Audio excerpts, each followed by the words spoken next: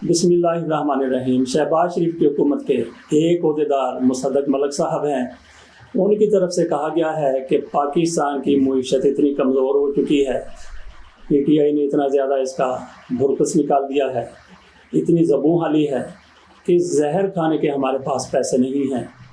एक तरफ ऐसा दावा किया जा रहा है और दूसरी तरफ आपके सामने है बिलावल भुट्टो के कदम पाकिस्तान में नहीं टिक रहे। शहबाज शरीफ उससे भी थोड़ा आगे हैं।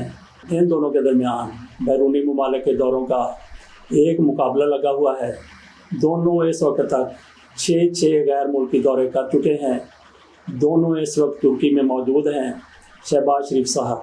और उसके अलावा देख लें कि लोगों की तरफ से जो कहते हैं कि जहर खाने के पैसे नहीं हैं, इन्होंने कितना जुल्म कर रहे हैं, अवाम के ऊपर दौरे कर रहे हैं, बड़ी बड़ी पार्टियां हो रही हैं, सहाफ़ियों को बुलाकर खाने खिलाए जा रहे हैं और फिर करोड़ों रुपए के इश्तिहारात अपनी मनपसंद चैनल को दिए जा रहे हैं, अखबारात को दिए जा रहे हैं और फिर कहते हैं कि हमारे पास जहर खाने के लिए पैसे नहीं हैं।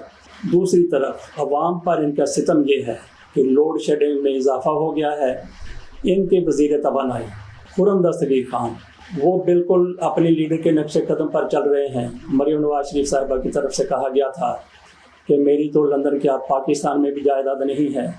ये झूठ, बहुत बड़ा झूठ मरियम नवाज शरीफ की तरफ से सिर्फ यही नहीं बोला गया, उनके पिताजी भी, उनके चचा जी भी और उनके दीगर लीडर भी इसी तरह से झूठ पर झूठ बोलते हैं, जिसे पंजाबी में कहते हैं कि झूठो झूठ चुताली कर देते हैं ये लोग। तो इसी को मद्देनज़र रखते हुए खुर्रम दस्तगीर कई बार कह चुके हैं कि पाकिस्तान में लोड शेडिंग ज़ीरो हो गई है, लेकिन हर गुजरते दिन के साथ लोड शेडिंग में इजाफा हो रहा है। लोगों की वाकई चीखें निकल रही हैं। शहरों में बिजली की लोड शेडिंग 12 घंटे तक हो गई है। लाहौर में बैठे हुए हर घंटे के बाद 1 घंटा बिजली बंद हो जाती है। और ये जून की आज पहली 2 तारीख है। इससे आप अंदाज़ा कर सकते हैं कि आइंदा ये जाकर क्या सितम नहीं ढाएंगे। और फिर ये हुकूमत ये नारा लेकर आएगी थी कि हम महंगाई का ख़ात्मा करेंगे। महंगाई का ख़ात्मा इन्होंने, जैसे कहते हैं कि लोहे को लोहा काटता है, ऐसे लगता है कि ये महंगाई का ख़ात्मा महंगाई के साथ कर रहे हैं। आपने देखा कि जैसे जो लोग हुकूमत में आए, महंगाई का एक तूफ़ान खड़ा होना शुरू हो गया।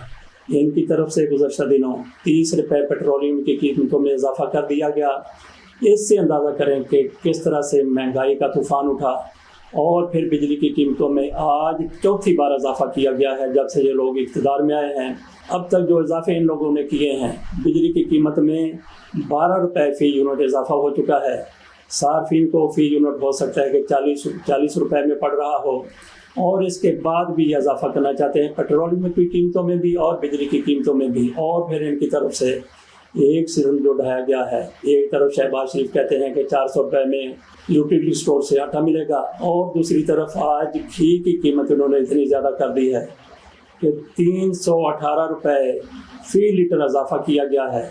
ऑयल और घी की कीमत 505 रुपये फ़ी लीटर या इससे भी कुछ ज़्यादा हो गई है। ये लोग जो महंगाई का ख़ात्मा करने के लिए आए थे, ये इनकी तरफ से किया जा रहा है। ये हुकूमत देखते हैं कि आवाम का सब्र कहाँ तक, किस हद तक आजमाती है। इसके अलावा भी हम 1-2 छोटी छोटी खबरों पर बात कर लेते हैं। एक आज खबर शाया हुई है, वो हाई कोर्ट में एक केस की समाअत है। वहाँ पे खातून जिसका नाम सैयदा शहबाज है, उसने चीफ जस्टिस के सामने कहा कि मेरा केस 5 मरले का मामला है, 5 मरले पर कब्जा हो गया था। ये 35 साल से केस जारी है। मैं 9 साल की थी जब मैंने केस किया था, अब मेरी उम्र 45 साल हो गई है, लेकिन उस केस का फ़ैसला नहीं हो सका। वो कहती है कि अगर आपने फ़ैसला नहीं करना तो मुझे फिर भारत भिजवा दिया जाए। इस पर chief justice Lahore high court जनाब अमीर भट्टी की तरफ से कहा गया कि ये मेरे इख्तियार में नहीं है कि मैं आपको भारत भिजवा दूँ, लेकिन इसके आगे उन्होंने बात नहीं की। मामला चीफ जस्टिस साहब के सामने है। वो फिर एक आध रोज़ में क्यों फ़ैसला नहीं कर देते। हमारी अदालतें बड़े बड़े लोगों को किस तरह से रिलीफ देती हैं, किस तरह से उनके फ़ैसले कर देती हैं। हमारे यहाँ ये भी हो चुका है कि रात को 12 बजे अदालत खुली, 12:30 बजे फ़ैसला दे दिया गया, लेकिन इस खातून का फ़ैसला 35 साल के बाद भी इसके हक़ में नहीं आ रहा। اور وہ کہہ رہی ہیں کہ مجھے اپنی جان کا خطرہ ہے، اگر میں اپنے شہر سے باہر جاتی ہوں تو مجھے ہو سکتا ہے کہ یہ قبضہ گروپ جان سے مار دے۔ اور اس کے علاوہ بھی عدلیہ کے حوالے سے یہ خبر ہے، محمود بھٹی فیشن ڈیزائنر ہیں، فرانس میں ہوتے ہیں، پاکستان میں انہوں نے نیشنل ہاسپٹل بنایا۔ اس پر جسٹس ثاقب نثار کی طرف سے سخت ایکشن لیا گیا تھا کہ اس میں مہنگا علاج ہوتا ہے۔ اس بندے کی طرف سے نہ جانے کس نیت سے یہ ہاسپٹل بنا دیا گیا تھا، اور یہی بندہ محمود بھٹی لاہور میں فیشن یونیورسٹی بھی بنا رہا ہے۔ اور محمود بھٹی نے ایک اور کام بھی کیا تھا، اس نے ملتان روڈ پر 1 مربع زمین خریدی تھی۔ ناظرین، 1 مربع زمین 25 ایکڑ ہوتے ہیں اس میں، اور ایک ایکڑ میں 8 کنال ہوتی ہے، ایک کنال میں 20 مرلے ہوتے ہیں۔ اس سے آپ اندازہ کر سکتے ہیں کہ 1 مربع اس نے 25 ایکڑ زمین خریدی۔ محمود بھٹی کہتے ہیں کہ میں نے 20 سال قبل یہ زمین خریدی تھی اور میں اس پر یتیم خانہ بنانا چاہتا تھا۔ اس حوالے سے کہتے ہیں کہ میں نے ایک وکیل کو مختار نامہ دیا کہ یہ اس کام کو ہینڈل کرے، وہاں پہ یتیم خانہ بنا دے، لیکن وہ وکیل بہت بڑا وکیل، بااثر وکیل، میں نے کوشش کی کہ اس وکیل کا نام سامنے آ جائے، لیکن کہیں جو اس وکیل کا نام نہیں لیا گیا۔ لیکن اس وکیل کی طرف سے یہ کیا گیا کہ اس نے محمود بھٹی کے الزام کے مطابق اس نے 25 ایکڑ زمین اپنی بیوی کے نام کروا دی۔ اس کی بیوی کا نام نغمہ منیر ہے۔ محمود بھٹی کہتے ہیں کہ 1 سال سے میں نے کیس کیا ہوا ہے کہ یہ زمین یتیموں کی زمین ہے، اس پر یتیم خانہ بننا ہے، اس کو واگزار کرایا جائے۔ وہ کہتا ہے کہ جیسے ہی میں عدالت میں گیا ہوں، اس وکیل نے، جو بڑا بااثر وکیل ہے، اس نے میرے اوپر 1 2 3 4 کرتے کرتے 12 مقدمات درج کروا دیے، کوئی اس عدالت میں، کوئی اس عدالت میں۔ وہ کہتا ہے کہ میں پیشی بھگتنے کے لیے فرانس سے پاکستان آتا ہوں، لیکن وہ وکیل صاحب اتنے بااثر ہیں کہ وہ ایک پیشی پر بھی خود نہیں گئے، وکیل کو بھیج دیتے ہیں، وکیل اگلی ڈیٹ لے لیتا ہے۔ محمود بھٹی بہت دل برداشتہ ہیں، ان کی طرف سے کہا گیا ہے کہ چیف جسٹس صاحب اس کا نوٹس لیں اور مجھے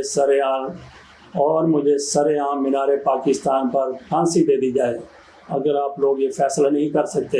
ان کی طرف سے کہا گیا کہ رات کو 12 بجے کھلنے والی عدالتیں 12:30 بجے فیصلے دے دیتی ہیں، لیکن میرا کیس کیوں لٹکایا جا رہا ہے؟ یتیم خانہ بنانا تھا، اس کے راستے میں رکاوٹیں کیوں کھڑی کی جا رہی ہیں؟ کیسے ایک شخص نے یہ جرات کر لی کہ میں نے اس کو مختار نامہ دیا تھا، اس نے جائیداد اپنے نام کروا لی، اور اب مجھے احسان فراموشی کا لیول دیکھیے، احسان فراموشی کی سطح دیکھیے کہ کس حد تک یہ لوگ احسان فراموش ہیں، کس پستی میں یہ گر جاتے ہیں کہ ایک بندہ انسانیت کے لیے کام کر رہا ہے اور دوسرے لوگ ذاتی مفاد کے لیے، جائیداد ہتھیانے کے لیے، اپنے نام کروانے کے لیے، مفادات کے لیے کس طرح پستی میں گر جاتے ہیں۔ محمود بھٹی کی طرف سے یہ کہنا بھی، محمود بھٹی کا یہ کہنا بھی تھا کہ کفن کے ساتھ جیبیں نہیں ہوتی، اس بندے نے بھی قبر میں جانا ہے، کیا یہ ساری جائیداد قبر میں لے جائے گا، پیسہ قبر میں لے جائے گا؟ محمود بھٹی کی بات بالکل درست ہے، یہ صرف اس وکیل تک ہی نہیں پہنچنی چاہیے، عدلیہ تک ہی نہیں پہنچنی چاہیے، ہمارے حکمرانوں، ہمارے سیاستدانوں تک بھی یہ بات پہنچنی چاہیے۔ جو کوئی 40 ارب روپے کا فراڈ کر چکا ہے، کوئی 20 ارب روپے کا فراڈ کر چکا ہے، کوئی کم و بیش کوئی اس سے کم اور کوئی اس سے زیادہ کا کر چکا ہے، ان سے بندہ پوچھے کہ کیا کفن کو جیب ہوتی ہے؟ اگر کفن کو جیب ہوتی ہے، پھر بھی آپ پیسے کفن میں ڈال کر لے جائیں، اپنے باکس میں رکھوا دیں، لیکن وہاں پہ استعمال کہاں کرنے ہیں؟ وہ پیسہ جو آپ نے 2 نمبری سے بنایا ہے، اسی جگہ پر پاکستان میں آپ 1 نمبر سے اس کو خرچ کریں گے تو ہو سکتا ہے کہ اللہ تعالیٰ آپ کو معاف کر دے۔ اس کے ساتھ اجازت دیجیے، اللہ حافظ۔